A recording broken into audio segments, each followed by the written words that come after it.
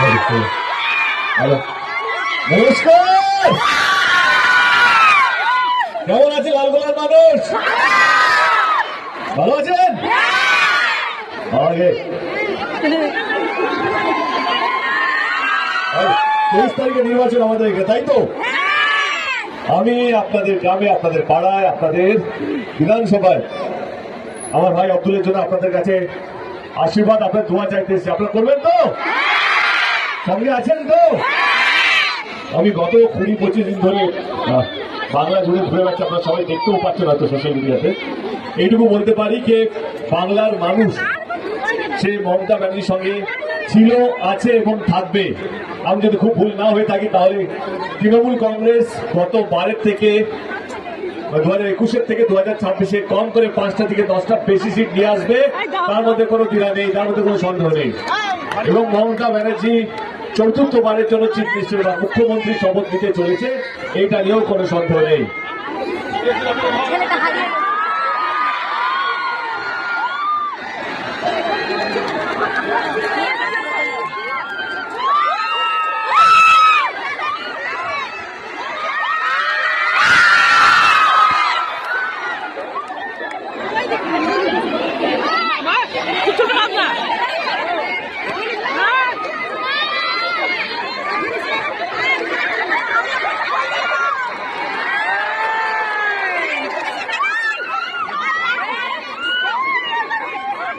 আমি যখন ভাই বললেন তাহলে আমাকে মালদা ছুটতে হবে, মালদায় আবার প্রচার আছে। আমি এটা বলতে চাই যে 2026 নির্বাচন সত্যি গুরুত্বপূর্ণ নির্বাচন।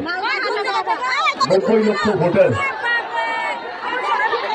90 লক্ষের মতন ভোটারকে ডিলিট করে দেওয়া হচ্ছে, তাদের অধিকার। ভারতবর্ষের সবচেয়ে বড় উৎসব হচ্ছে নির্বাচন। সেই নির্বাচনের 90 লক্ষ মানুষ অংশগ্রহণ করতে পারবে না এসআইয়ের জন্য। জেতার জন্য দিন রাত সবকিছু অস্ত্র ইউজ করে নিয়েছে।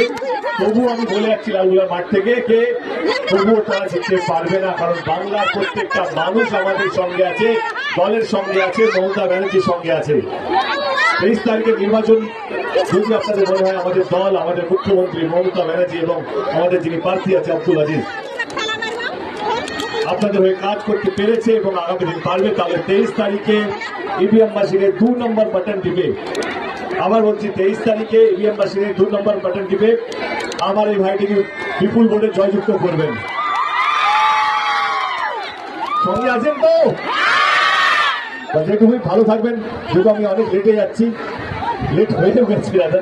দেখা হবে জেতার পর বিজয় মিছিলে নিয়ে আসবো। ভালো থাকবেন সবাই। Thank you so much. Thank you.